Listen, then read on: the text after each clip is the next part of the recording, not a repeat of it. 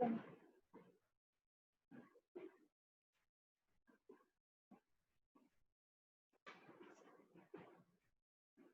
alaikum, second year.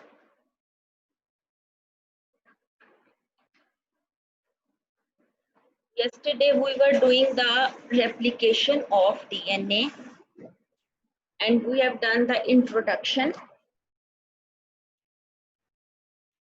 I told you about the semi-conservative type of replication in which half of the parental strand is conserved and half is the newly formed daughter strand in the new DNA molecule. When after replication half of the parental strand is conserved and half is new, it is known as semi-conservative replication. Now we will study an experiment for the proof of this semi-conservative replication, and this is the very important experiment of Michelson and Stahl. इससे पहले आपने 3 hypothesis देखे थे, एक तो semi conservative type और एक था कंजर्वेटिव और एक था डिस्पर्सिव। इसमें से मैंने आपको बताया था कि जो semi conservative type of replication है, ये रेप्लिकेशन जो है इसके प्रूफ जो है वो सामने आए और इसका मतलब है ये वाला जो मेथड है ये डीएनए की रेप्लिकेशन में होता है। बाकी के दोनों जो प्रूफ थे, दोनों जो हाइपोथेसिस थे उनके प्रूफ नहीं मिले, इसलिए वो दोनों जो है वो बाद में फ्लॉप हो गए, वो दोनों आइडियाज। तो ये जो 3 हाइपोथेसिस थे डीएनए रेप्लिकेशन के, they were evaluated by Matthew Meselson and Franklin Stahl of the California Institute of Technology in 1958. 1953 में आपने कल पढ़ा था वाटसन एंड क्रिक का मॉडल ऑफ डीएनए जो है वो दिया गया था, और उसके बाद अब 1958 में जो डीएनए की रेप्लिकेशन है उसके लिए फिर जो semi conservative type of replication है उसका प्रूफ जो है वो सामने आया विद दिस एक्सपेरिमेंट। अब इस एक्सपेरिमेंट को आपको मैं समझाती हूँ, आपने बहुत अच्छे तरीके से इसको समझना है, इससे आपको अंदाजा होगा कि आधा जो स्ट्रैंड है वो पुराना है मतलब पेरेंटल और आधा जो है वो न्यूली फॉर्म्ड है डॉटर स्ट्रैंड। इसके लिए जो मिचेल्सन एंड स्टॉल ने एक्सपेरिमेंट्स किए थे वो उन्होंने बैक्टीरिया पे किए थे और उन्होंने बैक्टीरिया को हैवी आइसोटोप ऑफ नाइट्रोजन वाले मीडियम में ग्रो किया, क्योंकि नाइट्रोजन जो नॉर्मल है वो आपको पता है उसका जो वेट है एटॉमिक वेट वो N14 होता है, लेकिन अगर उसका हैवी आइसोटोप लेंगे वो N15 होगा। हैवी आइसोटोप का मतलब है कि उसमें न्यूट्रॉन ज्यादा होते हैं, मतलब कि इसमें न्यूट्रॉन का एक नंबर ज्यादा होगा, वो N15 होगा। इस वक्त एक मीडियम में बैक्टीरिया को ग्रो करेंगे, बैक्टीरिया ने अपना डीएनए या आरएनए जो भी उनके न्यूक्लिक एसिड है उन्होंने वो बनाना है, और जब वो बनाएंगे क्योंकि डीएनए ही होता है आमतौर पे बैक्टीरिया में, वो जो भी बनाएंगे उसमें वो अपने जब न्यूक्लिक एसिड्स बनाएंगे तो उनमें आपको पता है नाइट्रोजनस बेसिस में नाइट्रोजन होती है, तो वो नाइट्रोजन 15 वाली जो हैवी वाली है वो इनकॉर्पोरेट हो जाएगी और वो डीएनए जो है वो हैवी हो जाएगा आम वाले बैक्टीरिया से जो कि N14 पे नॉर्मल पे ग्रो करते हैं। फिर बहुत सारी जनरेशंस ग्रो करने थे, after several generations DNA of this bacteria was denser, dense का मतलब है heavy, then that of bacteria grown in a medium containing the lighter isotope of nitrogen N14। तो अब उनके पास एक N14 वाले बैक्टीरिया हैं, एक N15 वाले बैक्टीरिया हैं, तो अब 2 तरह के बैक्टीरिया हैं, एक हैवी और एक light. Michelson and Stahl then transferred the bacteria from N15 to N14 medium and collected the DNA at various level. अब जो N15 वाले बैक्टीरिया हैं उनको एक दफा N14 वाले मीडियम में डालेंगे और फिर देखेंगे कि उनका कितना वेट है और उनको मुख्तलिफ लेवल्स पे मुख्तलिफ इंटरवल्स के बाद डीएनए कलेक्ट करेंगे और उसको स्टडी करेंगे। अब उसके हैवी या लाइट होने की जो डेंसिटी है उसका कैसे पता चलता है, उसके लिए हम सेंट्रीफ्यूज इस्तेमाल करते हैं। सेंट्रीफ्यूज इज अ मशीन और उस मशीन में इसको हम वो स्पिन करती है, बहुत तेजी से घूमती है, उसके अंदर टेस्ट ट्यूब्स की स्पेसेस होती हैं। हम टेस्ट ट्यूब्स के अंदर अपने जो भी मटेरियल्स हैं वो डाल के उसके अंदर फिट कर देते हैं और उसके बाद उसको हम ऑन करते हैं तो वो बहुत तेजी से घूमती है।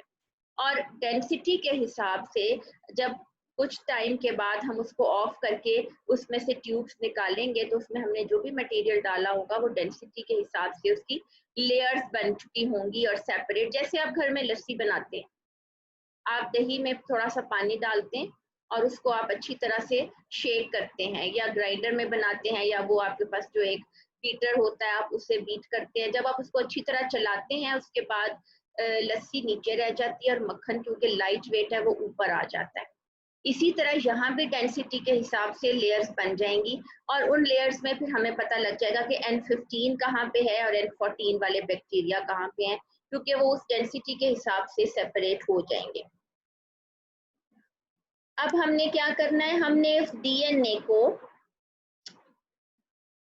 डिसॉल्व करना है सीजियम क्लोराइड में और उसको हाई स्पीड पे अल्ट्रा सेंट्रीफ्यूज में उसको स्पन करना है। स्पन या स्पिन से है, स्पिनिंग मूवमेंट से, घूमने वाली चीज, उसको हम बहुत स्पीड से घुमाएंगे।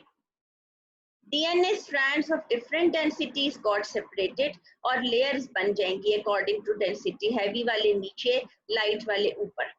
Enormous centrifugal forces generated by ultracentrifuge caused the cesium ions to migrate towards the bottom of centrifuge, creating a gradient of cesium chloride and thus of density. Cesium chloride जो है वो separation में help करता है और migrate करता है proper density के हिसाब से सारी जो भी मटेरियल्स हैं उनको, और इस तरह से सीजियम क्लोराइड की मौजूदगी में ये तमाम डेंसिटी के अकॉर्डिंग डीएनए सेपरेट हो जाते हैं।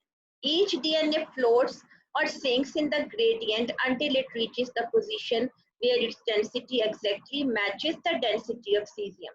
सीजियम जो है उसके आयंस डेंसिटी के हिसाब से अरेंज हो जाते हैं और जहां जहां नाइट्रोजन की जो डेंसिटी उसके साथ मैच करेगी वो वहां पे एडजस्ट हो जाएगा। N15 क्योंकि डेंसर है N14 से, तो N15 जो है वो डाउन वर्ड उसकी मूवमेंट होगी। N15 strands जो है they will migrate farther down the tube to a denser region of cesium chloride gradient. तो cesium chloride ने ना एक gradient बना दिया है, ऊपर की तरफ लाइट, नीचे की तरफ आहिस्ता आहिस्ता हैवी होता जाता है और डेंसिटी के हिसाब से फिर वो जो नाइट्रोजन के स्ट्रैंड्स हैं वो N15 N14 फिर वो सेपरेट होना शुरू हो जाते हैं। अब हमने कुछ फिगर्स और ग्राफ्स देखने हैं और उनसे आपको बहुत अच्छी इस बात की समझ में आ जाएगी कि जो हमने एक्सपेरिमेंट किया है उसको उन्होंने किस तरह प्रूव किया था। ये सारी उनकी ओरिजिनल रीडिंग्स है। अब ये देखिए ट्यूब जो है वो दिखाई गई है, टॉप ऑफ द ट्यूब का मतलब है उसका टॉप और नीचे की तरफ है बॉटम। तो उससे हमें पता चला कि जो N15 बैंड था, N15 बैंड जो है वो सबसे नीचे है, लेकिन ये हमने N15 को जब N14 के साथ ट्रीट किया, क्योंकि हमने कुछ जनरेशंस बैक्टीरिया को N15 पे ग्रो किया था, उसका सारा डीएनए N15 हैवी बन चुका था। एक दफा जब हम उसको N14 देंगे तो क्या होगा, अब उसका डीएनए जो है वो थोड़ा सा लाइट हो जाएगा। अब आप देखें कि N14 और N15 अब वो क्योंकि सेमी कंजर्वेटिव रेप्लिकेशन शो कर रहा है, सेमी कंजर्वेटिव में उसका आधा स्ट्रैंड N15 है और आधा N14। N15 जो वो पेरेंटल उसने लिया है और नए वाला N14 तो वो इंटरमीडिएट उसकी जो हाइब्रिड है 14-15 का, उसकी इंटरमीडिएट लाइन होगी, ना वो 14 के बराबर आएगा ना वो 15 के बराबर आएगा। और अब ये जो हाइब्रिड बना है इसमें एक 14 और एक 15 है। हम इसको दोबारा अगर N14 देंगे तो एक स्ट्रैंड जो N14 के ऊपर बनेगा वो दोनों N14 वाले लाइट हो जाएंगे और एक स्ट्रैंड जो N15 पे बनेगा वो फिर हाइब्रिड की तरह होगा, वो हाइब्रिड के बराबर है। ये जो आपको दो लाइंस नजर आ रही हैं, एक हाइब्रिड के बराबर है और एक जो है वो उससे लाइट है, वो बॉटम में नहीं है, वो ऊपर की तरफ बना है। एक हाइब्रिड बैंड और एक N14 बैंड। तो दो बैंड्स जो हैं दोनों की डेंसिटी डिफरेंट, एक दरमियान में इंटरमीडिएट और एक जो है वो उधर। और देखिए ग्राफ में भी दो पीक्स शो हो रही हैं। इसका मतलब है कि जो ग्राफ है उसमें भी पता लग रहा है कि हमारे पास दो डिफरेंट डेंसिटीज आई हैं। तो अभी तक सेमी कंजर्वेटिव रेप्लिकेशन के लिए जो हम मिजर्सन एंड स्टॉल का एक्सपेरिमेंट कर रहे हैं वो हम according to density DNA separate कर रहे हैं। बैक्टीरिया जो है उनको हमने N15 पे ग्रो किया और हमारे पास हेवी डीएनए आ गया उनका, और फिर हमने N15 वाले बैक्टीरिया को N14 पे एक दफा ग्रो किया, मतलब एक रेप्लिकेशन हुई। तो उसमें डीएनए जो थे N15 थे। अब पेरेंटल N15 और डॉटर स्ट्रैंड, क्योंकि DNA is a double helix, उसका एक स्ट्रैंड जो है वो हैवी एक लाइट, तो उसको हम कहेंगे हाइब्रिड। और फिर जब हम उसको दोबारा अगला राउंड ऑफ रेप्लिकेशन देंगे तो अब हाइब्रिड से जब नए बनेंगे तो एक दोनों N14 वाले होंगे स्ट्रैंड्स और एक पे एक N14 वाला और एक N15 वाला। अब हम इसको दोबारा अगली फिगर से देखते हैं। ये फिगर है, एक दफा आप दोबारा इसको पढ़ लेते हैं। Number 1 point, bacteria were grown in a medium containing a heavy isotope of nitrogen. इसमें N15 डला हुआ था और बैक्टीरिया एक पेट्री डिश में कल्चर मीडियम है उसमें ग्रो कर रहे हैं। अच्छा जी, फिर क्या किया? Number 2 point, bacteria were then allowed to grow in a medium containing a light isotope of nitrogen. अब उसको N14 पे ग्रो किया गया, जैसे पेट्री डिशेस पे लिखा हुआ है। अब मीडियम में क्या है? N14। अब इसके बाद 2, 3, 4 तमाम स्टेप्स हैं। पहला सैंपल लिया है 0 मिनट पे कि पहला वो सारे का सारा N15 हैवी। दूसरा सैंपल लिया आफ्टर 20 मिनट्स, क्योंकि 20 मिनट्स में एक दफा रेप्लिकेशन हो जाती है। और तीसरा सैंपल लिया आफ्टर 40 मिनट्स। 40 मिनट्स जो हैं इसमें रेप्लिकेशन जो है वो फिर 2 दफा हो चुकी होती है। तो 3 at various times DNA from bacterial cells was extracted. Bacteria से DNA एक्सट्रैक्ट किया जाता रहा है और उसको सस्पेंड किया गया है सीजियम क्लोराइड में टेस्ट ट्यूब के अंदर, और उसके बाद सेंट्रीफ्यूज करा के अब हमने देखना है कि हमारे पास क्या रिजल्ट आ रहा है। जो हम पहले पीक्स देख रहे थे और बैंड्स देख रहे थे, सेम इज दिस। पहला कंट्रोल है। कंट्रोल वो होता है जिसके साथ हमने बाकियों को कंपेयर करना है, और कंट्रोल है नॉर्मल डीएनए जो कि N14 वाला है। नंबर 2 में आप देखें labelled parent DNA both heavy, ये N15 है। जब हम इसको सेंट्रीफ्यूज करेंगे या हम इसको घुमाएंगे तो ये डेंसिटी के हिसाब से इतने बॉटम में एडजस्ट होगा क्योंकि इसका आइसोटोप हैवी है। फिर इसके बाद अगला वाला हाइब्रिड। हाइब्रिड का मतलब है कि अब हमने इसको लाइट आइसोटोप पे दोबारा ग्रो किया।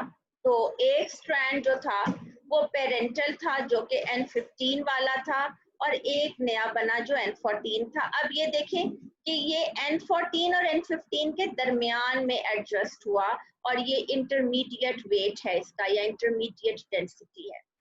और फिर इसको जब हमने दोबारा N14 पे किया तो एक इसके बराबर आया और एक N14 वाले दोनों बने, वो N14 के बराबर आ रहे हैं जो हमारा कंट्रोल है। तो यहाँ से आपको बड़े अच्छे तरीके से समझ आ जानी चाहिए कि डेंसिटी के हिसाब से हमें पता लग जाता है कि जब हम इसको सेपरेट करते हैं कि जो रेप्लिकेशन है वो सेमी कंजर्वेटिव है। जैसे कि हमारे पास फिगर नंबर जो 2 टेस्ट ट्यूब नंबर 2 है उसमें सारा वो वाला डीएनए है जो हैवी है, तो वो बॉटम में एडजस्ट हुआ है। अब हमने उसको लाइट के ऊपर रखा, N14 पे एक जनरेशन में रखा। आफ्टर 20 मिनट्स हमने रीडिंग ली तो एक उसमें क्योंकि पेरेंटल रहा, एक डॉटर, पेरेंटल वाज N15 और डॉटर वाज N14, तो ये इंटरमीडिएट डेंसिटी शो कर रहा है और बिल्कुल दरमियान में एडजस्ट हुआ।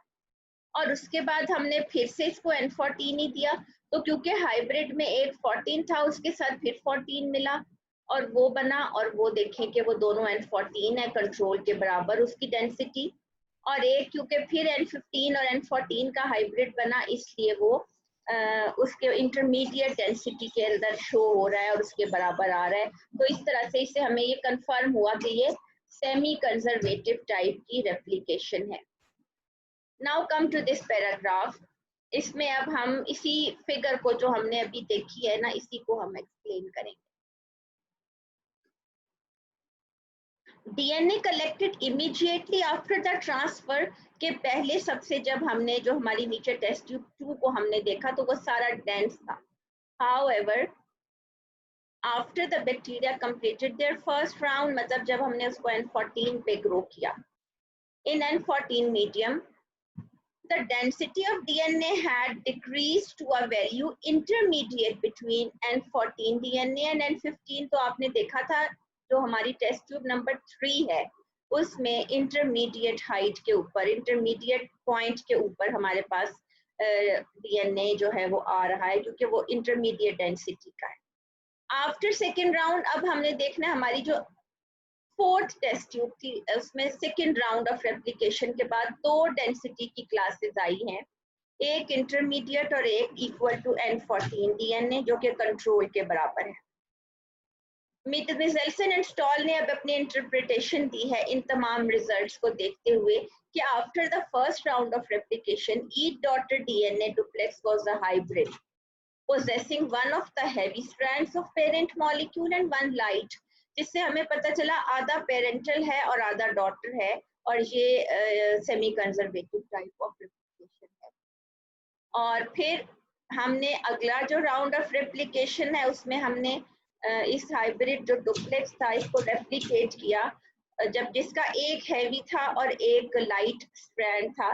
तो इन्होंने जिस वक्त डुप्लेक्स बनाया तो जो हैवी था उसका फिर एक हाइब्रिड बना क्योंकि हम अब N14 सिर्फ दे रहे हैं, और लाइट वाला जो है उसका लाइट डुप्लेक्स बना, उसका N14 था दोबारा N14 लग गया। Thus, this experiment clearly confirmed the prediction of Watson-Crick model that DNA replicates in a semi-conservative manner. DNA के डबल स्ट्रैंड्स होते हैं। जिस वक्त माइटोसिस होता है दो क्रोमेटिड्स होते हैं, एक क्रोमेटिड एक सेल में चला गया दूसरा दूसरे में, उसके बाद वो डीएनए जो है वो हाफ रह गया, उसने अपना दूसरा अपने जैसे दो डुप्लेक्स बनाने हैं तो वो एक जो डुप्लेक्स है वो उसमें दोनों स्ट्रैंड सेपरेट हो जाएंगे पेरेंटल दोनों स्ट्रैंड्स के साथ, उसी तरह कॉम्प्लीमेंट्री न्यूक्लियोटाइड्स लगते जाएंगे और वो दो हमारे पास डुप्लेक्स बन जाएंगे जो कि बिल्कुल अलाइक होंगे एक जैसे, और वो दोनों जो है वो फिर डॉटर डीएनए होंगे लेकिन उनके अंदर एक पेरेंटल स्ट्रैंड होगा और एक डॉटर। तो half of the DNA is conserved from the parental side. So this is all about the semi-conservative type of replication. अब इसके बाद आपका जो नेक्स्ट लेक्चर होगा वो रेप्लिकेशन प्रोसेस के ऊपर होगा कि अब आपको जो हमने बताया है कि semi conservative type of replication होती है उसका तरीका क्या है, वो कैसे दोनों स्ट्रैंड्स ओपन होते हैं, एंजाइम्स किस तरह न्यूक्लियोटाइड्स उसके ऊपर ज्वाइन कराते जाते हैं, हाइड्रोजन बॉन्ड्स डेवलप होते हैं और फिर एक से दो स्ट्रैंड्स जो है वो बन जाते हैं। तो वो पूरा एक रेप्लिकेशन का प्रोसेस है और ये सारा एंजाइम्स के अंडर कंट्रोल होता है और इस तरह फिर हमारे पास जो डीएनए है वो डबल हो जाता है। वो पहले एक अगर रह गया तो एक डुप्लेक्स है तो उस जैसे दो डुप्लेक्स जो है वो बन जाएंगे और डीएनए जो है वो रिस्टोर हो जाता है, उसकी जितनी भी अमाउंट है वो फिर उसी तरह सेम हो जाती है। तो ये सारा रेप्लिकेशन के बारे में था। इस एक्सपेरिमेंट को अच्छी तरह से पढ़ें और क्योंकि क्लास में नहीं होते हम कि मैं बोर्ड पे आपको सारा ड्रॉ करके साथ साथ समझाती तो आपको ज़्यादा अच्छा समझ आता, लेकिन इसको आप अगर आपको समझ नहीं आ रही आप दोबारा सुने लेक्चर। इसका ये फ़ायदा है कि आप घर में किसी भी टाइम पे इसको सुन सकते हैं और समझ के पढ़ें। अगर कोई प्रॉब्लम हो तो आप व्हाट्सएप ग्रुप में पूछ सकते हैं।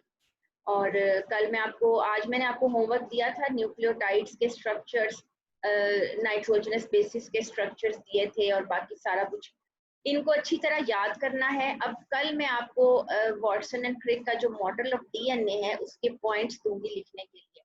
कल जब लेक्चर आपको डिलीवर होगा उस वक्त आपको साथ ही मैं होमवर्क भेज दूंगी तो आपने वो सारा फिर करके मुझे भेजना है। तो this is all about replication. Okay, Allah Hafiz.